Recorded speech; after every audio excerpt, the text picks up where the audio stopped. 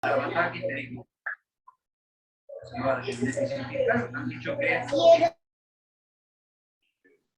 Buenas noches. Buenas noches, amigos por Israel. Es un gusto estar nuevamente con ustedes. Por favor, les pido que no abran sus micrófonos. No sé si me están escuchando.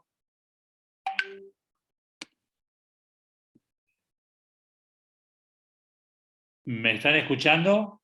Sí, perfecto. Sí, se escucha perfecto.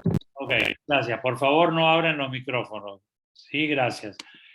Bueno, como les decía, es un gusto estar de nuevo con ustedes en un tema muy apasionante y de interés para todos nosotros, en especial para las mujeres. Hoy contamos con la presencia de Norma Goldman, que es maestra de educación primaria, cursó estudios de psicopedagogía en la Universidad de El Salvador y luego se formó en la universidad, en estudios bíblicos en la Universidad Hebrea de Jerusalén y en el Hebrew Union College en Cincinnati, Ohio, Estados Unidos. Se desempeñó en todos los niveles escolares en las ciudades de Río de Janeiro, Jerusalén, Cincinnati y Buenos Aires. Desde hace 20 años, la vicedirección del nivel primario del Colegio Tarbut de Olivos y dirección del nivel secundario del mismo colegio. Publicó el libro 32 relatos bíblicos que llegan al corazón y una selección de relatos bíblicos para niños editados también por el Colegio Tarbut. Actualmente combina sus estudios bíblicos con temas de género, dicta cursos y conferencias sobre estas temáticas, asesora a instituciones educativas y escribe una columna mensual en el suplemento Valores Religiosos del diario Clarín. El tema de hoy es mujeres de la historia judía que hicieron historia. No solamente mujeres que aparecen en la Torá, sino también mujeres de las ciencias, de las artes, de las letras, mujeres que colaboraron a salvar vidas en la Shoah y mujeres también que en el transcurso del devenir del pueblo judío también estuvieron presentes de distinta forma, en forma anónima o en forma visual. No mucho más, y creo que lo más importante es que recibamos a Norma, a quien le cedo el micrófono. Norma. Buenas noches a todos, a todas. ¿Me escuchan bien? ¿Estamos bien? Perfecto, perfecto, Norma. Bueno, muchas gracias a los amigos por Israel por la convocatoria y por elegir este tema que me es tan preciado, que tiene que ver con las mujeres. Y siendo que es tan amplio, y para no perder ni un minuto más, vamos a la presentación, porque quiero que me entren todas las mujeres que seleccioné, que son muchas, espero no apabullar. Así que le voy a pedir a Simón de compartir la primera filmina.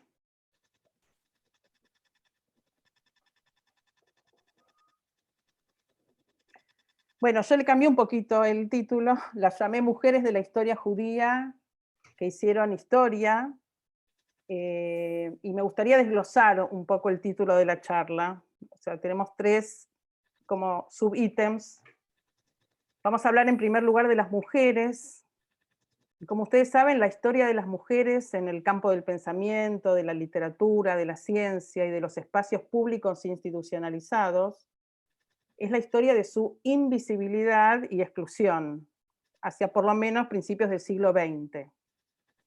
Es a partir de ese momento que la mujer se convirtió en un nuevo objeto de estudio dentro de las ciencias sociales, de la ciencia histórica, y las mujeres pasaron a ser consideradas sujetos y actores de la historia, pasaron a ser consideradas en un primer plano, y en donde se pusieron en juego temas relacionados con la identidad de género, sus subjetividades, sus creencias, necesidades, tabúes, así como sus poderes, sus relaciones con la autoridad, sus voces y silencios, sus tensiones y conflictos, entre otros tantos temas. Y la inclusión de esta nueva categoría de investigación enriqueció significativamente el campo científico y significó la visibilización de un universo múltiple, variado y desconocidos. Si a las mujeres le sumamos la historia judía, tenemos ahí un periodo histórico enorme, ¿sí? Que va del siglo XVIII antes de la Era Común, o sea, aproximadamente el 1750 antes de la Era Común, hasta nuestros días. O sea que por lo menos tenemos 3.700 años de historia, y tenemos un tiempo limitado para esta charla que espero poder cumplir. Así que vamos a las que dejaron huella.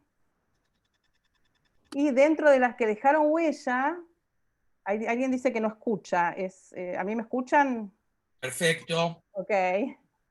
Entonces, dentro de las que dejaron huella, hice una selección personal de algunas mujeres que a mi modesto entender marcaron una diferencia, ya sea porque se destacaron, porque fueron pioneras, porque se rebelaron o desobedecieron las reglas dominantes, o bien porque no son tan conocidas, y ahí me parece que fui por un camino más alternativo, y es un poco mi manera de rendirles un homenaje. Y esto implica que dejé muchísimas afuera de esta presentación, y que seguramente pueden ser muy significativos para cualquiera de ustedes, por lo que me disculpo de antemano, ya que seguramente alguna de sus favoritas no quedó incluida en mi selección.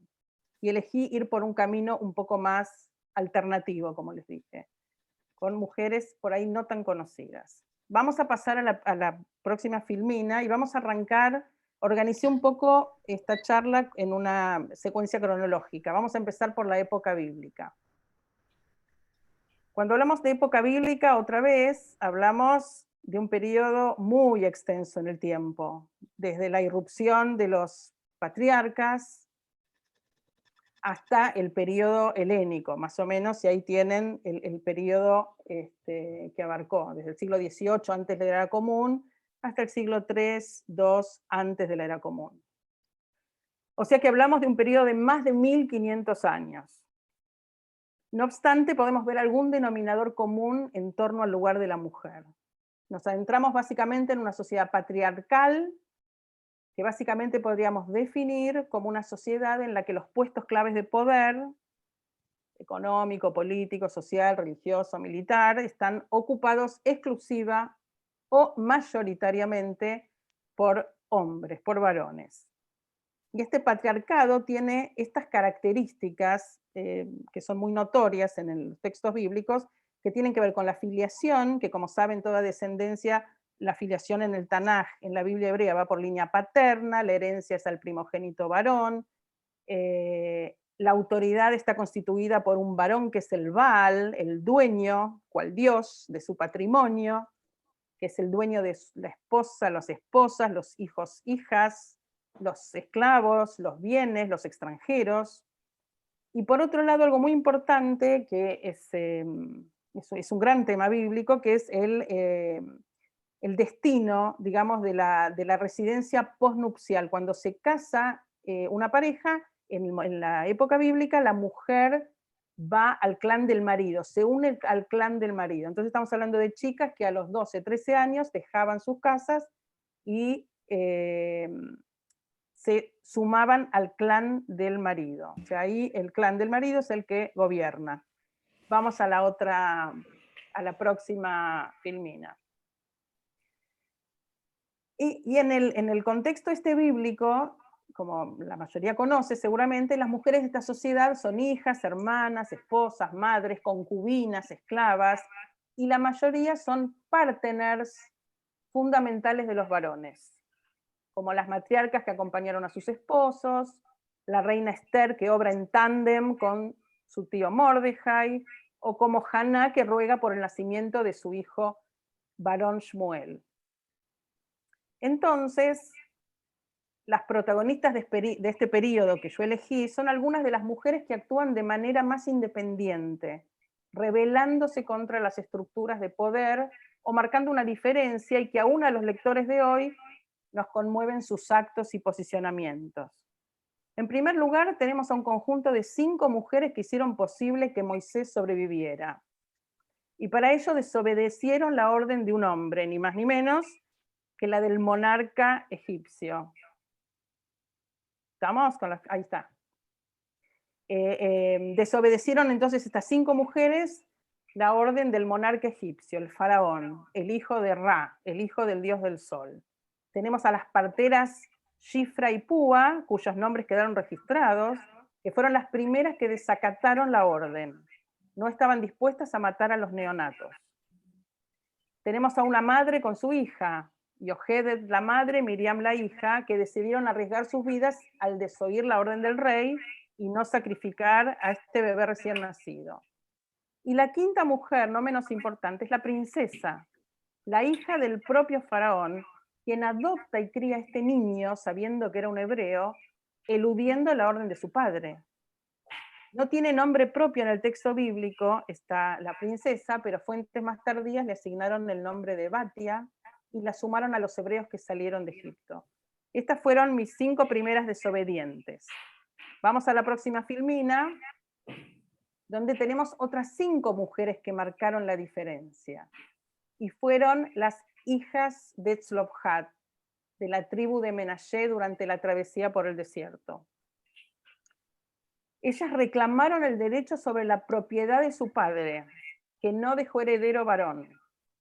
Podríamos decir que es el primer reclamo feminista de la historia judía, ¿no?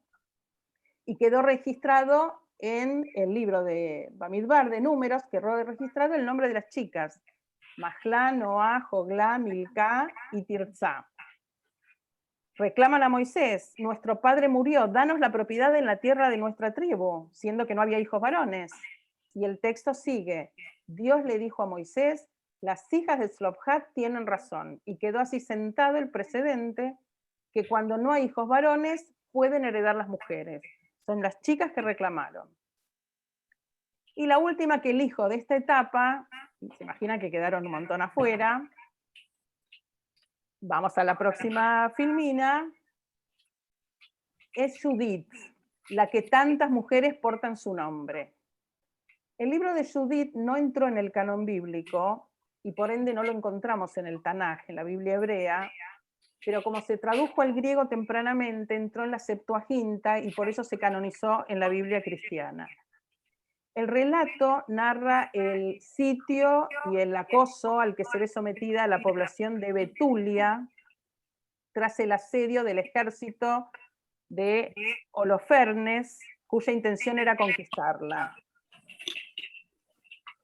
Y el pueblo reclamaba, ¿sí?, a las autoridades: no hay nadie que pueda valernos, Dios nos ha vendido en manos del enemigo para sucumbir ante la sed y la destrucción total. No saben qué hacer, ni los líderes, ni nadie en el pueblo, y ahí es donde aparece ella, Judith, una joven viuda, que se presentó en el campamento enemigo, y tras un artilugio en el que seduce al general, logra embriagarlo, dormirlo y decapitarlo, venciendo así ella sola al poderoso ejército enemigo. Y el texto la muestra como una mujer devota, piadosa, arriesgada, valerosa e independiente.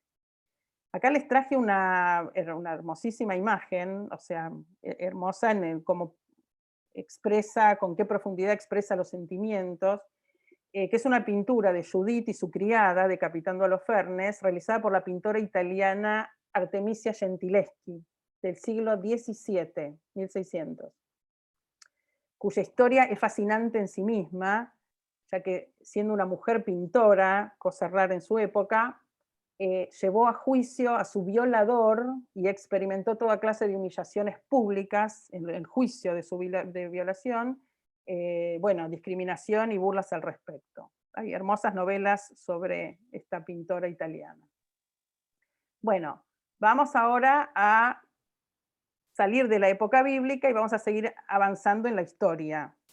o sea, recuerden que estoy dejando muchas afuera y estoy haciendo una selección muy subjetiva y muy parcial de algunas mujeres que quiero remarcar y traerles hoy en esta presentación. Vamos a la época talmúdica, o la época rabínica. Este periodo comprende siglos y siglos de interpretaciones, opiniones y discusiones rabínicas que conforman la tradición oral.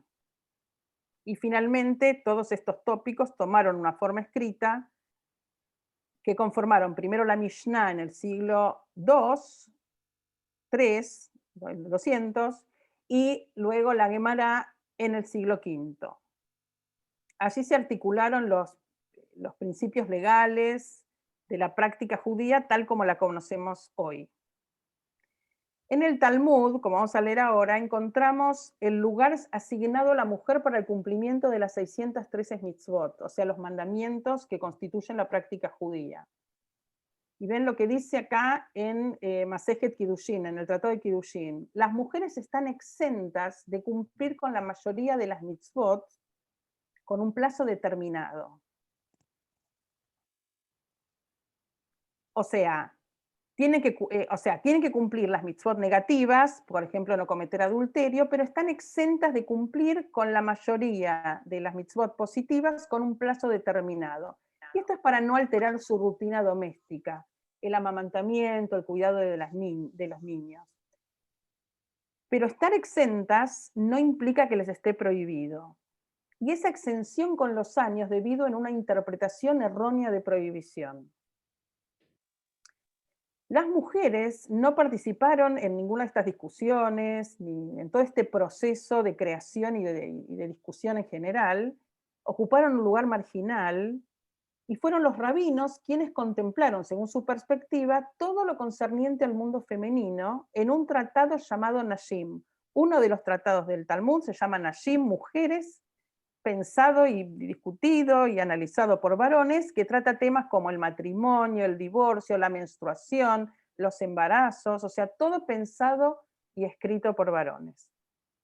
Vamos a pasar a la próxima. Pocas mujeres se mencionan en la literatura rabínica. O sea, se habla mucho de las mujeres, pero aparecen pocas mujeres con nombre propio. Las que se mencionan son mujeres que en general tienen una gran influencia sobre sus maridos y se pueden contar con los dedos de una mano. Elegí a dos de ellas. Bruria, del siglo II, que es la única mujer cuyas opiniones halágicas eran respetadas por los rabinos. Era la hija del rabino Hanania, esposa del famoso rabino Meir, que fue un alumno de Rabbi Akiva. Y en el Talmud babilónico se cuentan anécdotas que la ilustran como una mujer poseedora de una excepcional sabiduría, que por supuesto adquirió a escondidas, oculta en la trastienda donde su marido e invitados discutían importantes temas, y la describen como que tenía una delicada, o sea, que era delicada, que tenía una profunda devoción religiosa, compasión, ingenio, y tuvo una vida trágica, ya que muchos miembros de su familia fueron asesinados de diversas maneras por los romanos, y también ocurrió una muerte súbita de sus hijos, que quienes leyeron Como una hoja al viento en su momento, ahí también ella era un personaje importante de la novela de Steinberg. La otra protagonista de esta época es la esposa del gran maestro Akiva, Rachel, la hija de un judío rico, Calbasabúa, de Judea, quien vivió hasta finales del siglo I de la era común. Ella desafió el mandato paterno al casarse con un pastor ignorante y humilde, Akiva, y eso la llevó a que su padre la desheredara. La condición que Rachel puso para casarse con Akiva fue que estudiara, y así lo incentivó a formarse. Mientras su marido estudiaba con los grandes rabinos de la época, Rachel se mantuvo alejada de él 24 años, haciendo enormes sacrificios para sobrevivir, hasta que llegamos al final feliz, al reencuentro, con un Rabbi Akiva seguido de multitudes, agradeciendo a la mujer que le dio la oportunidad de ser alguien en la vida. Vamos a pasar de Filmina, y voy tras otras dos protagonistas de este periodo, que son muy interesantes. Una es la reina Salomé Alejandra, conocida en hebreo como Shlom Tzion Amalcá, a quien muchos conocimos primero como una calle de Jerusalén, literal, y luego descubrimos en la historia. Y Miriam la alquimista. Salomé Alejandra fue regente y reina de Judea en el siglo I antes de la era común. O sea, es antes que las otras dos que mencioné antes. Fue la última gobernante que rigió un Estado judío totalmente independiente en Israel hasta la formación del Estado moderno. O sea que fue una reina, si bien estuvo casada primero con uno, después con otro, 9 años reinó Shlom Tzion, el Estado de Judea, siendo muy popular y querida sobre todo por los fariseos, a quienes benefició especialmente. La otra mujer que quiero traerles es Miriam, la alquimista, o Miriam de Judea, o María la judía, que vivió en el siglo III de la era común, 200 y piquito, en la ciudad de Alejandría, Egipto. Se la considera la precursora de la alquimia y la química. Ella fue la inventora de un baño de agua especialmente diseñado que permitía que las sustancias se calentaran lentamente. O sea que estamos hablando, señoras y señores, del famoso y tan preciado baño María que todos conocemos. El baño María que usamos se lo debemos a esta Miriam de Alejandría, y de Alejandría, Egipto, una mujer judía que se dedicaba a la alquimia. Según se cree, originalmente se trataba de un baño de arena y cenizas que calentaba otro recipiente con agua, que a su vez calentaba el siguiente.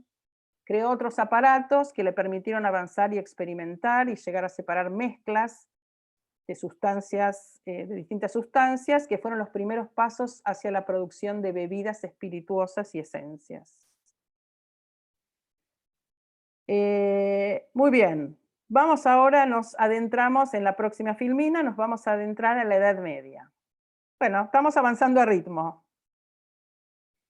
Bueno, si bien durante estos siglos la mayoría de las mujeres estuvo confinada principalmente al ámbito doméstico, la época medieval ofreció a las mujeres ámbitos que, aunque reducidos y para pocas, les brindaron la posibilidad de potencializar y concretar su curiosidad y vocación intelectual, científica, comercial, bueno, y así incursionar en actividades que las satisfacían en lo personal, por un lado, y que contribuían al mejoramiento de la situación económica de ellas, de su familia y de su estatus social. Y fundamental, les permitían entrar en relación con otras mujeres no judías y en menor grado con la sociedad no judía en general. Y básicamente las que se destacaron fueron financistas, mujeres que asistían en la práctica médica, en la práctica sanitaria, como médicas, parteras, curanderas, mujeres que se destacaron siendo copistas en educación, en religión, y también tenemos a las mujeres criptojudías o conversas que jugaron un papel relevante como transmisoras de la tradición judía. Vamos a pasar a la próxima filmina. Algunas mujeres medievales están saliendo a la luz ahora gracias a investigaciones relativamente recientes, y otras que, siendo conocidas recién ahora, se las empieza a considerar y a destacar en publicaciones académicas. Así vamos conociendo médicas de Sefarad por los documentos en donde solicitan permiso al rey para ejercer la profesión, o por cartas que se encontraron en la Genizá del Cairo, en donde aparecen mujeres medievales en pleitos por sus bienes. Pero hoy elegí traer a este espacio 3 mujeres medievales de Ashkenaz, la región del centro y norte de Europa. Las 3 con independencia económica, trabajadoras, financistas, y las 3 con historias trágicas debido al odio religioso y a la envidia hacia los judíos que imperaba en la Europa de las cruzadas y de los libelos de sangre o las calumnias antisemitas sobre los crímenes rituales. La primera de la que vamos a hablar es Dulcea de Worms, del siglo XII, y nos ubicamos en la zona Alemania, Worms, Alemania, la zona de Renania, a orillas del río Rin. Dulcea era una muchacha que provenía de la élite de los judíos ashkenazíes. Se casó con el famoso talmudista y místico Eliezer ben Yehuda de Worms, líder de la comunidad en donde vivían más de 1000 judíos. Dulcea enseñaba a las mujeres de Worms, las guiaba para expresar su espiritualidad, oficiaba de casamentera, ayudaba a las novias judías con los preparativos para la boda, efectuaba la tehará, el baño ritual de las mujeres previo a su entierro. Como ven, también ella era líder de la comunidad de Worms. Pero Dulcea tenía una particularidad extra, que mientras su esposo se dedicó íntegramente a la actividad religiosa e intelectual, ella asumió la responsabilidad de la economía y de los negocios de la familia.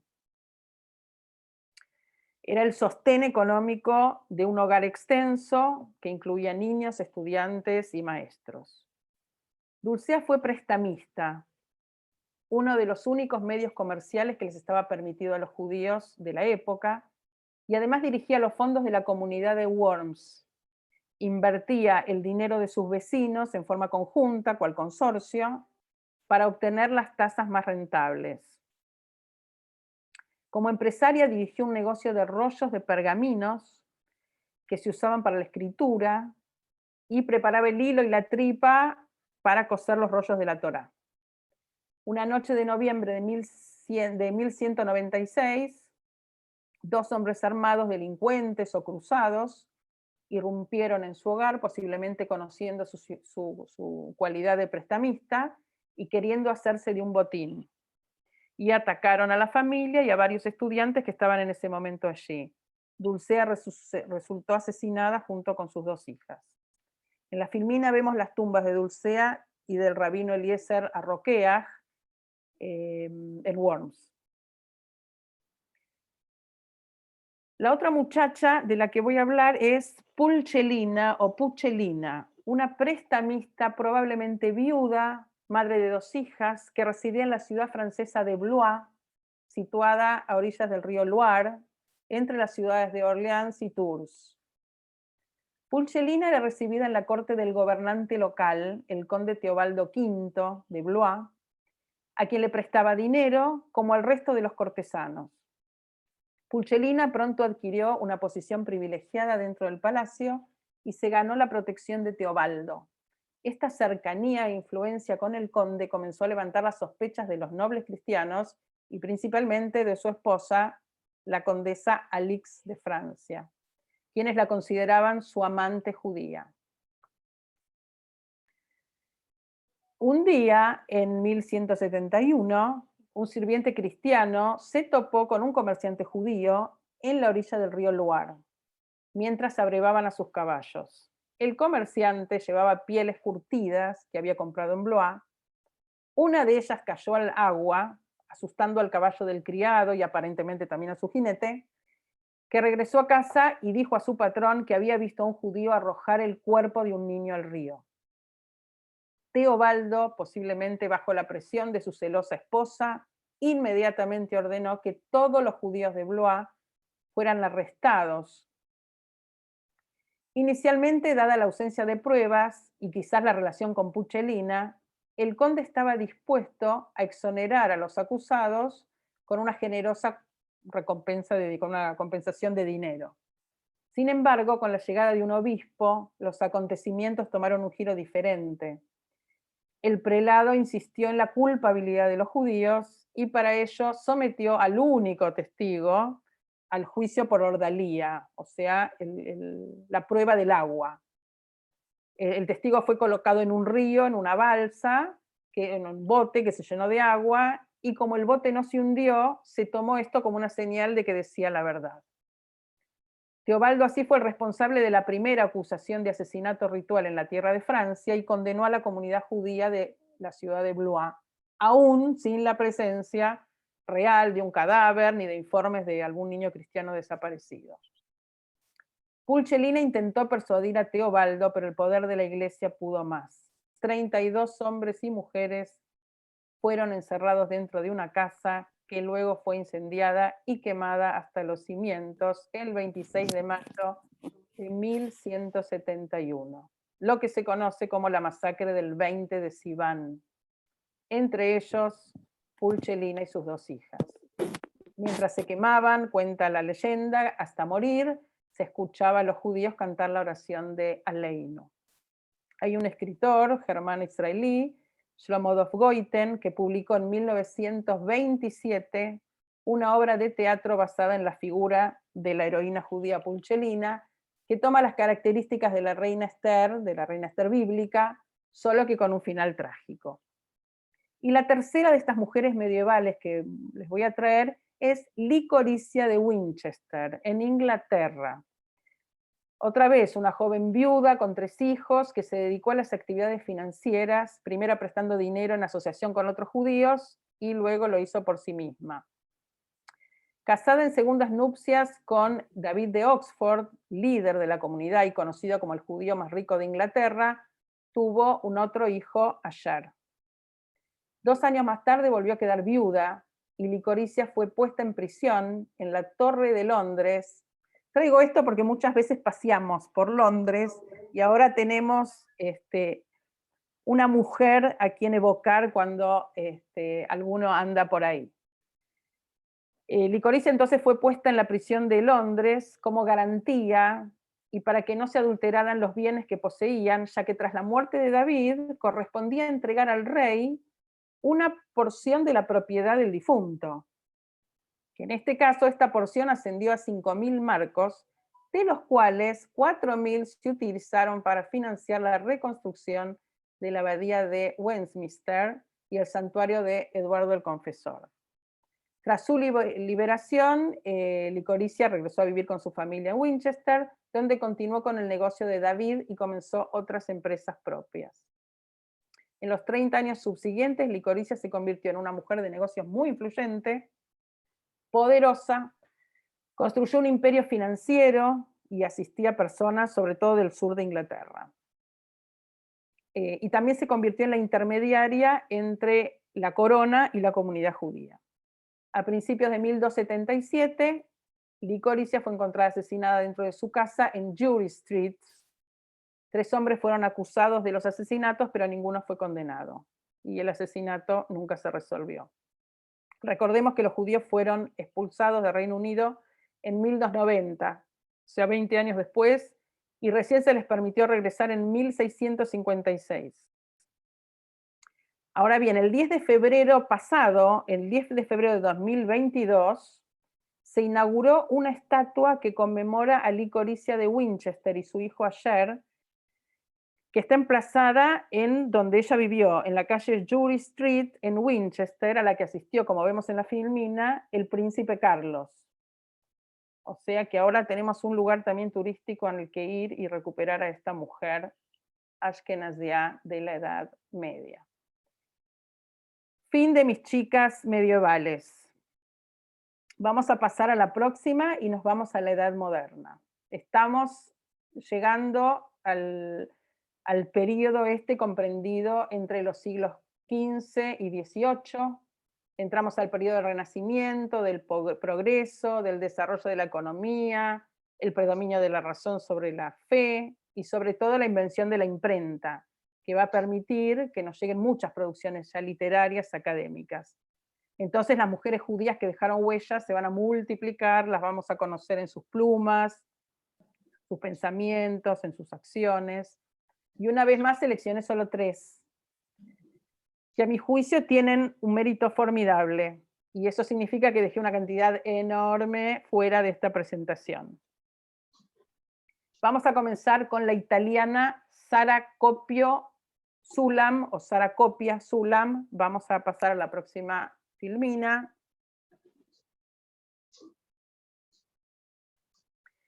Bueno, Sara Copia Sulam fue una poeta y escritora. Nació en el gueto de Venecia en 1592 en el seno de una acomodada familia, lo que le permitió gozar de una educación exquisita. Estudió teología, filosofía, música, estamos en el Renacimiento italiano, astrología, literatura italiana y rabínica. Además aprendió griego, latín y español. En 1614 se casó con Giacobbe Sulam, también hebreo, proveniente de una rica familia, en este caso de Mantua. Comenzó a escribir poesía en italiano desde muy temprana edad En su poesía, Sara demostró un conocimiento tanto de la Biblia hebrea como del Nuevo Testamento, así como una gran familiaridad con los trabajos de Aristóteles y Josefo. En su actividad cultural se destacaron las reuniones literarias que celebró en su casa en el Ghetto Vecchio.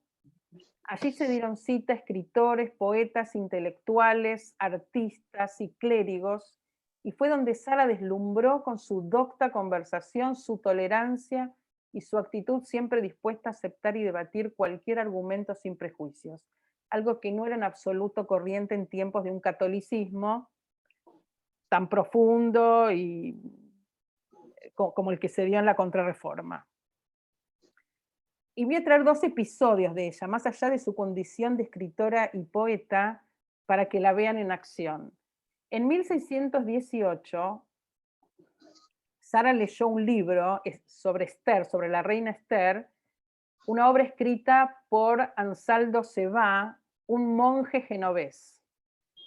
El libro de Cevá generó una gran impresión en Sara, por lo que le escribió una carta confesando que llevaba el libro a todas partes, incluso a su cama. Cevá contestó la carta, este monje contestó la carta, dando comienzo a 4 años de un intercambio epistolar que incluyeron poemas y regalos entre ambos. Cevá le escribía a Sara que quería ayudarla a convertirse al cristianismo. Era consciente también de lo bella que era Sara por un retrato que ella le había mandado como regalo. La correspondencia pasó a ser más íntima, con alusiones físicas e implicaciones sexuales. Sin embargo, nada fue explícitamente comentado. Ansaldo le escribió a Sara que si se convertía al cristianismo, ellos se encontrarían en el paraíso.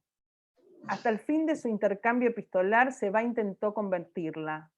Sara nunca sucumbió al deseo de Cevá, si bien le permitió en una de sus cartas que rezara por su conversión al cristianismo, mientras que ella iría a rezar por su conversión al judaísmo. Finalmente, Sara y Ansaldo nunca se conocieron en persona.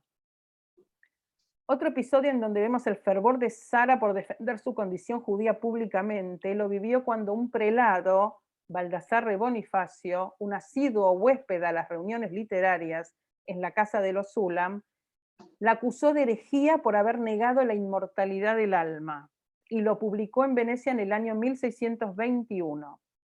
La respuesta de Sara no se hizo esperar y en poco tiempo elaboró su obra más conocida, El Manifiesto, que vemos ahí en la filmina, que se llamó El Manifiesto di Sara Copia Sulam Hebrea.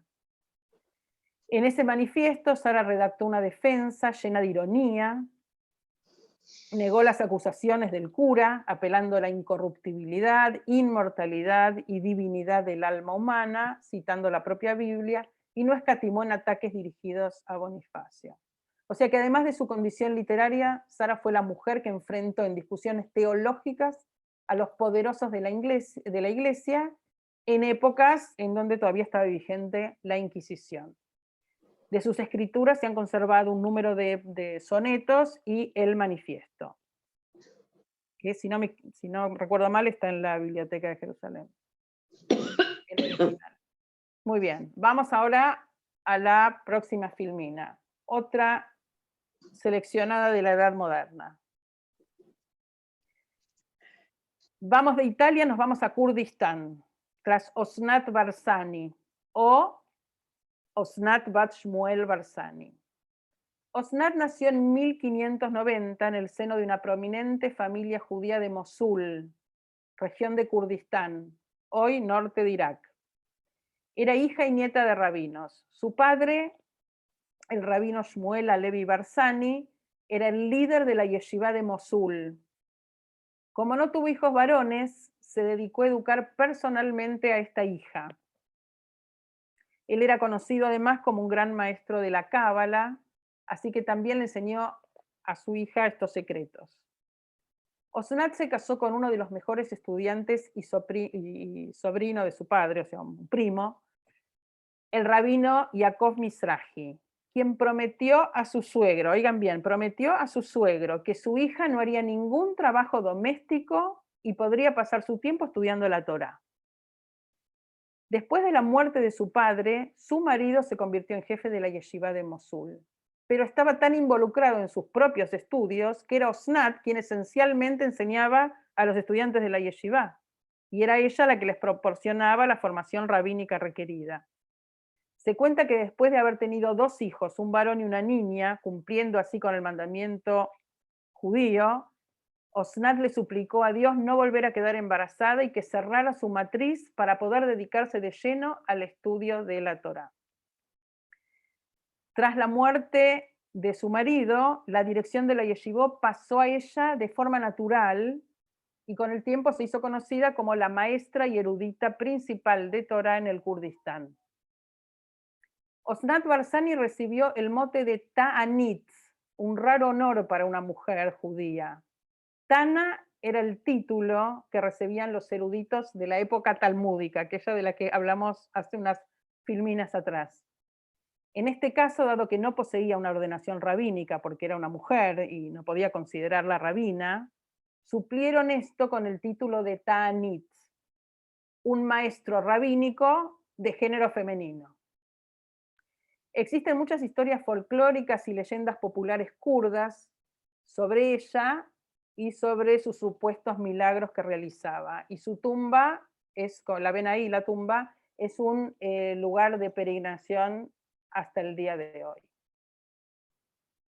Y pasamos de Filmina,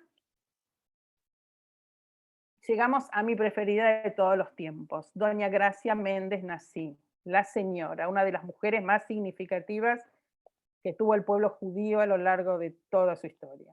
Y obviamente cercené todo, se podía estar hablando de ella un cuatrimestre. Pero voy a solo ir por los rasgos más significativos. Nace en 1510 en Portugal, en el seno de una rica y aristocrática familia de judeoconversos, provenientes de España a su vez, y ahí recibe el nombre cristiano de Beatriz de Luna Míquez. En Lisboa se casó con don Francisco Méndez, un banquero, también él de familia de conversos, hombre de negocios, cuya fortuna había prosperado con el comercio de piedras preciosas y especias con las Indias orientales. Habiendo quedado viuda con una hijita de 1 año y a cargo de la administración de la fortuna familiar, y cuando en Portugal se instaló la Inquisición, Beatriz junto a su familia se instalaron en Amberes, en Bélgica. Desde allí hizo gestiones para ayudar a los conversos a huir de las persecuciones inquisitoriales y su nombre como benefactora de los judíos empezó a crecer. Más tarde, instalada en el gueto de Venecia, continuó intentando salvar familias de conversos pobres, para lo cual creó un fondo, estableció contactos y contrató embarcaciones. Una acusación de judaizante a las autoridades realizada por su hermana en una evidente lucha por la herencia devino en el apresamiento de Beatriz y la confiscación de sus bienes. Su sobrino, Joao Míquez, que después va a ser Joseph Nací, consiguió intervenir a su favor por intermedio de la diplomacia otomana y se instalaron en la ciudad de Ferrara, en Italia. De Venecia pasaron a Italia. Ferrara, en donde asumieron abiertamente su condición judía. Era potente la comunidad judía de Ferrara. Ahí ella asume la condición judía abiertamente y doña Beatriz de Luna pasó a llamarse con su nombre judío Hannah Nací, Gracia Nací. En Ferrara siguió trabajando para salvar familias de las garras de la Inquisición, contribuyó con estudiantes de las escuelas rabínicas y sostuvo financieramente algunas publicaciones de temáticas judías, entre las que se encuentran la famosa Biblia de Ferrara en 1553, que fue dedicada a ella. En ese mismo año emigró a Constantinopla con toda su comitiva, 1553, aceptando una invitación del sultán Solimán, el Magnífico, y se instaló en un palacio en el barrio de Gálata, el barrio judío de Constantinopla. Bajo la tutela del sultán y con la ayuda financiera de doña Gracia, la comunidad judía prosperó, Se crearon sinagogas, casas de estudios, se establecieron editoriales que imprimían volúmenes de sabiduría judía, libros de rezo y de literatura. En 1558, doña Gracia consiguió de manos del sultán la concesión de las ruinas de la ciudad de Tiberíades, que habían sido abandonadas por los cruzados, que ahora están en manos otomanas. Con la idea de, ella tenía la idea de reconstruir la ciudad de Tiberíades y darle nueva vida judía. Allí se construyeron viviendas, se pavimentaron calles, se crearon casas de estudios, sinagogas y una incipiente manufactura de seda. Ahí vemos, tanto en la, bueno, está la placa conmemorativa está en la ciudad de Tveria, en Israel, y también en el sello filatélico acá, la parte de abajo es un paisaje de Tveria. Doña Gracia enfermó y murió en 1569, fue venerada y respetada por sus contemporáneos, reconocida simplemente como la señora, o la reina Esther del siglo XVI, y también hay bellas novelas, desde Cecil Rhodes hasta Clement, hay bellas novelas sobre trabajos académicos, históricos, pero también hay novelas históricas muy interesantes sobre doña Gracia. Muy bien. Vamos al siglo XX. Estoy a full, necesito un ratito más, Simón. O sea, estamos en el siglo XIX y tres del siglo XIX.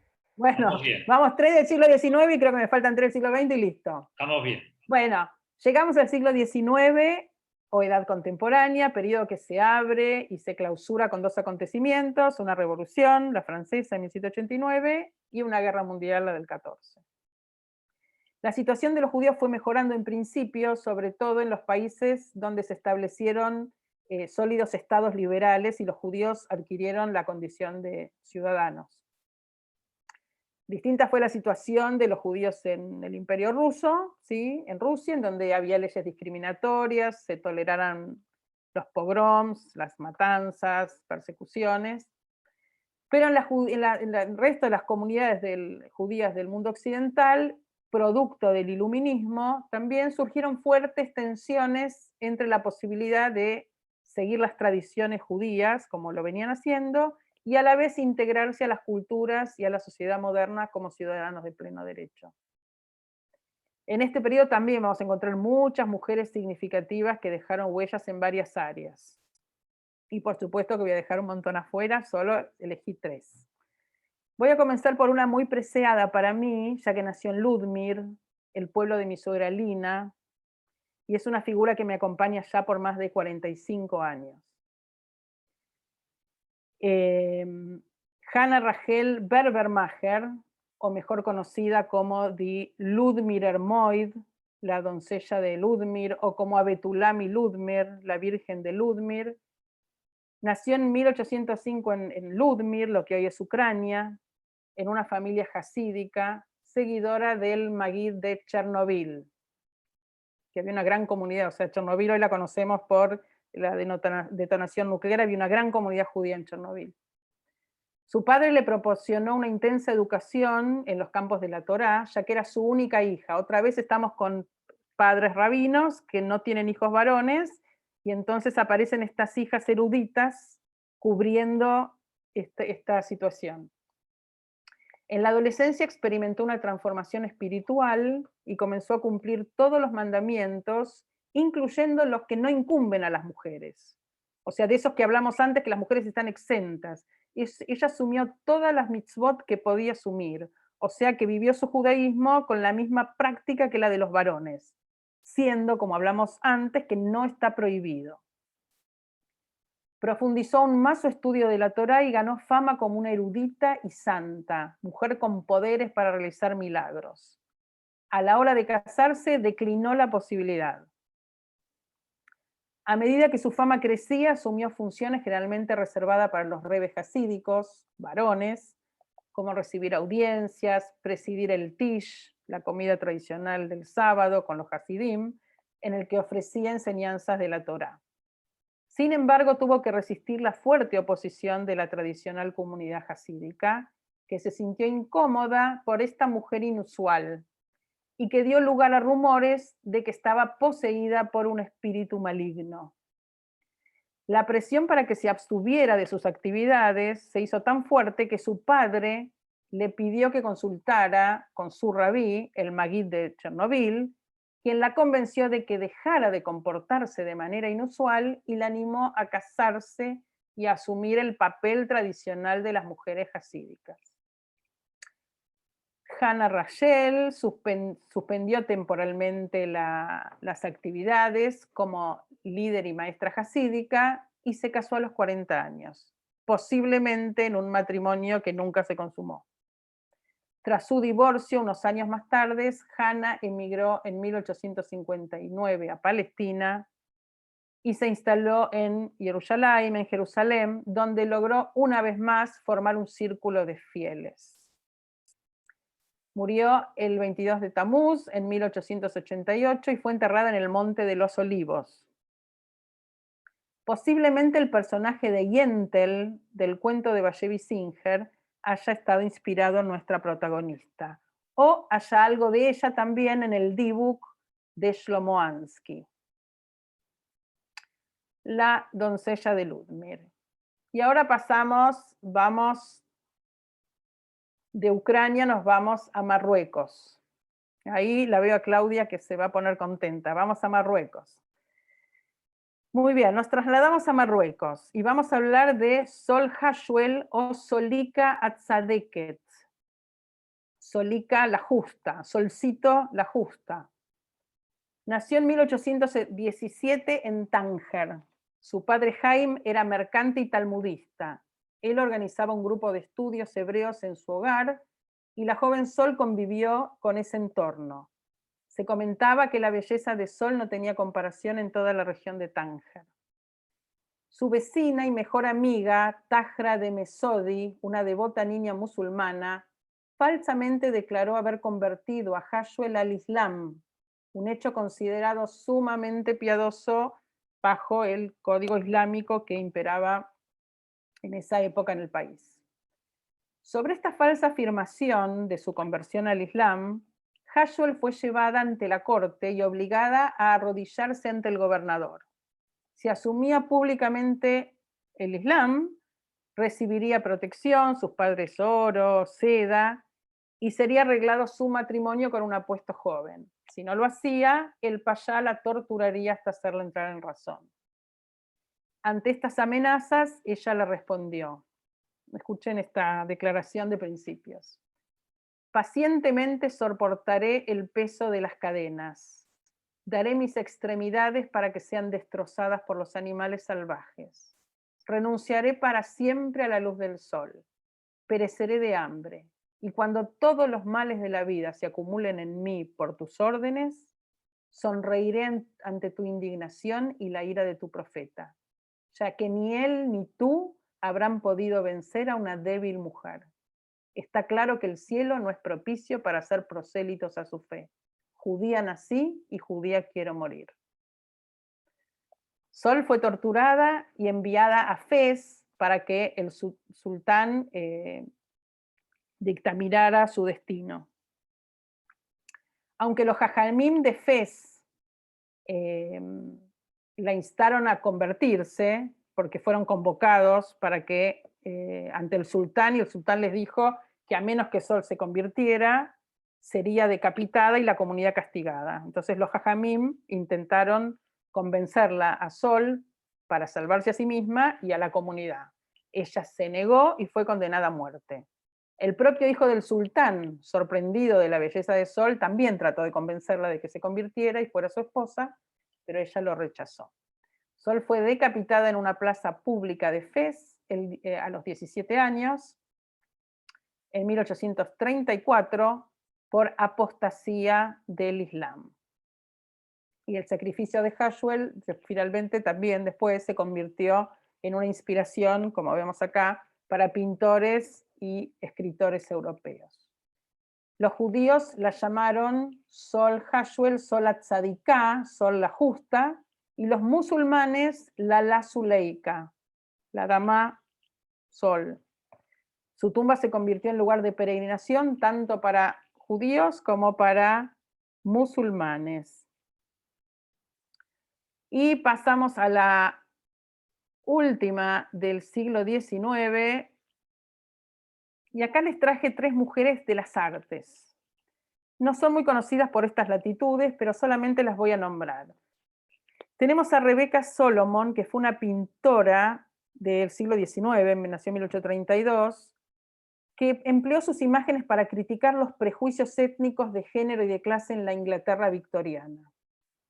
Y, digamos, se le atribuye todo este sentimiento puesto en las pinturas, digamos, a su condición judía. Digamos, había algo en su formación judía que le permitió tener esta sensibilidad para pintar lo que pintó.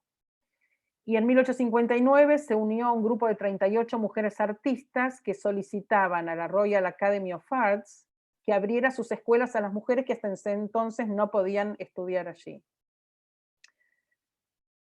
Y por otro lado tenemos a 2 escritoras. Rachel Luzzatto Morpurgo, que es una italiana de la familia de los Luzzatto, que eran rabinos conocidos, que fue la primera mujer judía en escribir poesía en hebreo con su propio nombre.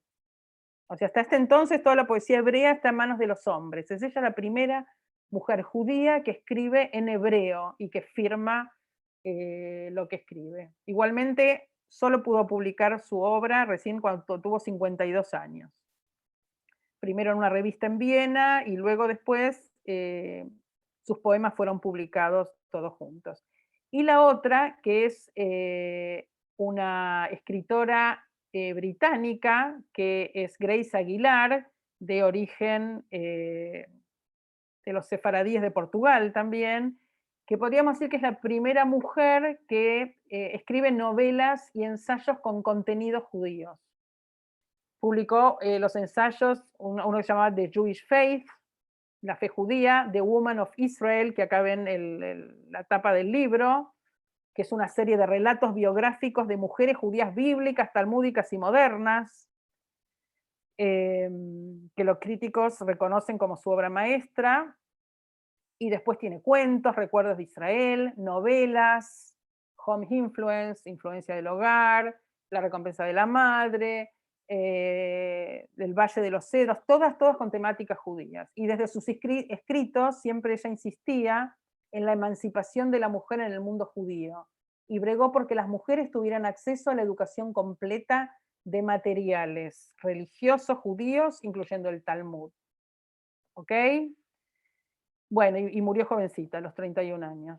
Y ahora sí llegamos al siglo XX y voy terminando, y del siglo XX otra vez se imaginan que dejé a la mayoría fuera, seguramente las que todos tienen en la cabeza, y elegí 3 que tienen un hilo conductor que me lleva un poco a relacionarme con los 2 hitos más significativos que vivió el pueblo judío en el siglo XX, que son la Shoah y la creación del Estado de Israel. Las 2 primeros que elijo son 2 científicas, que son 2 primas, Rita Levi Montalcini y Eugenia Sacerdote de Lustig. Ambas nacieron en Turín, Italia, Rita en 1909, me equivoqué, no, 19 o 19, bueno, ahora entré en duda, me parece que es 9, porque tiene un año de diferencia, no, es 1909 y Eugenia en 1910.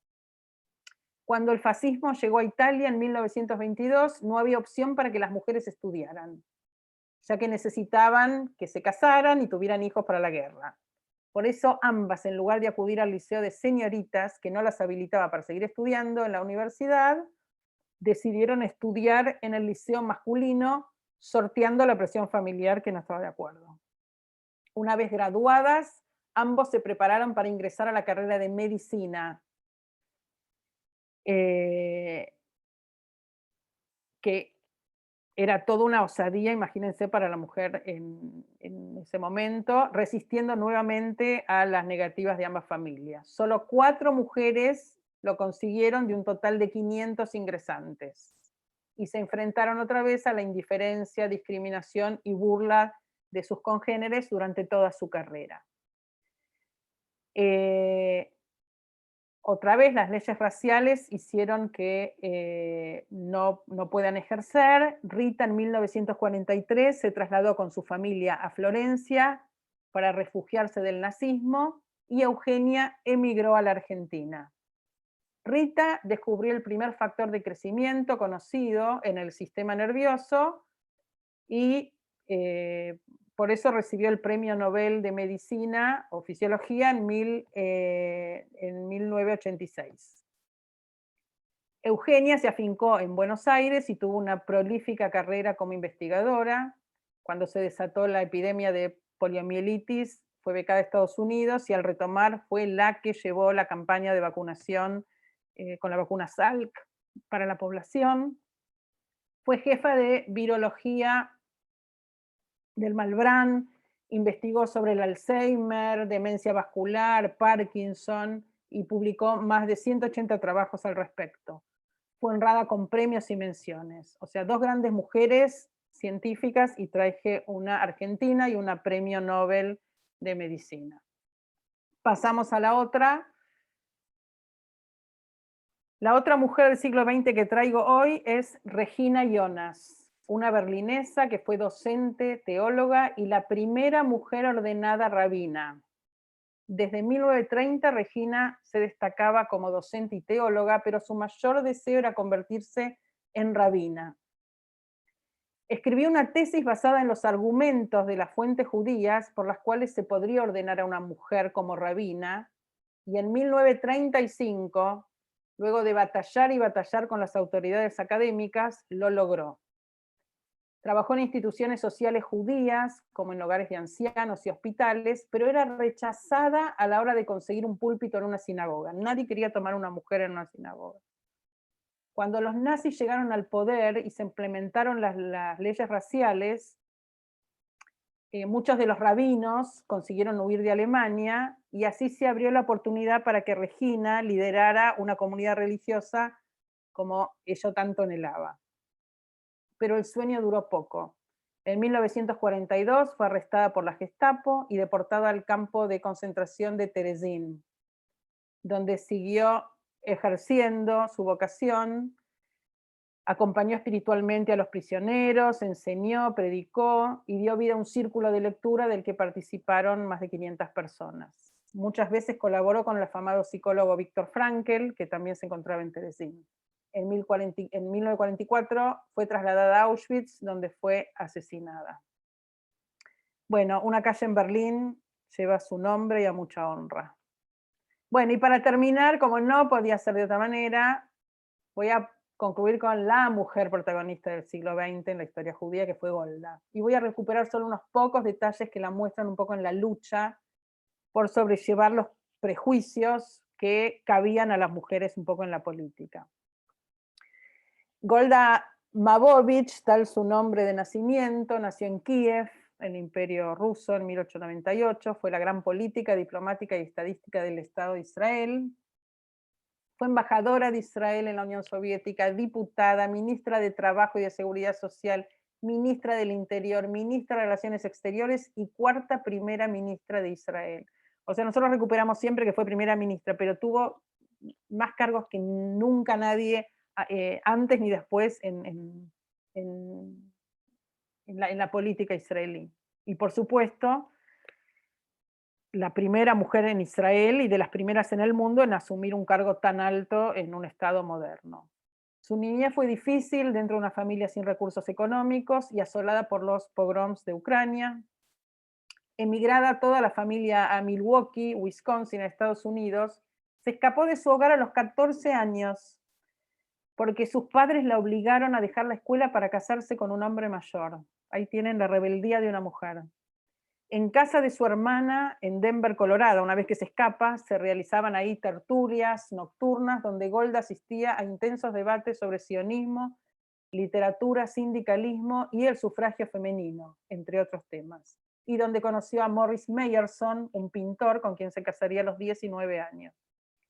De retorno a Milwaukee, pudo abocarse de lleno a lo que siempre se apasionó, que fue la docencia y la actividad sionista, afiliándose al movimiento juvenil Poalei Zion.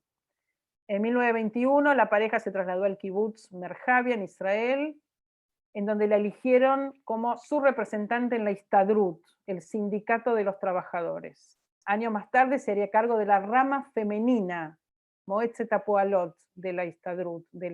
O sea, representó a las mujeres trabajadoras y recién después asumió parte del comité ejecutivo de ese organismo. Su quehacer público siempre tuvo foco en 3 cuestiones principales, podríamos decir, resumiendo.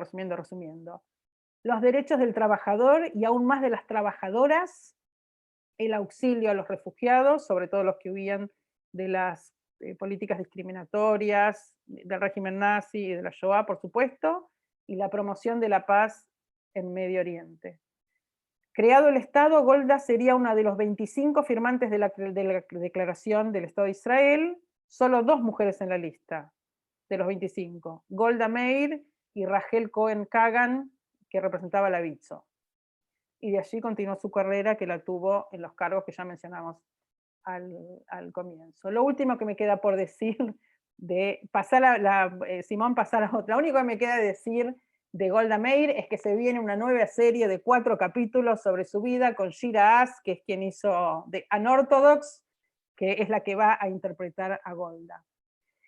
Y quisiera terminar, la última, con un refrán que, en yiddish que dice, Schwer zu sein Aid, es difícil ser judío, a lo que siempre una mujer responde, Ärger zu sein Aidene, ¿sí? Peor es ser judía.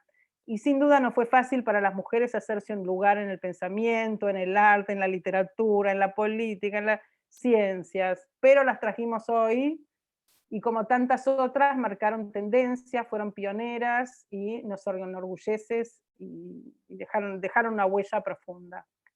Y en el rezo matutino, me sacaste la filmina, pero en el rezo matutino, no, déjala así, no importa, hay una parte en Birkot Shahar, las oraciones matutinas, que hay una brajá que el hombre recita en forma negativa, que dice Baruch atá, bla, bla, bla, bla, Shelo asani isha, que no me has hecho mujer. A lo que las mujeres respondemos en el siglo XXI, Baruch atá, bendito seas Dios, sheasani isha, bendito seas que me hiciste mujer.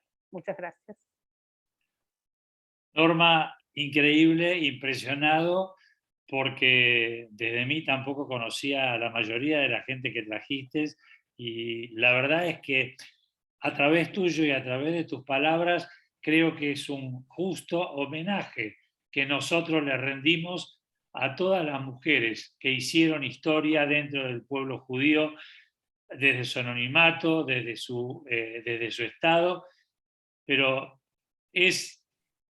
no tengo palabras para decirte, Kol HaKavod, y realmente lo tomo, si me lo permitís, como un homenaje que rendimos, Amigos por Israel, a todas esas mujeres desconocidas y conocidas que enriquecieron la vida judía.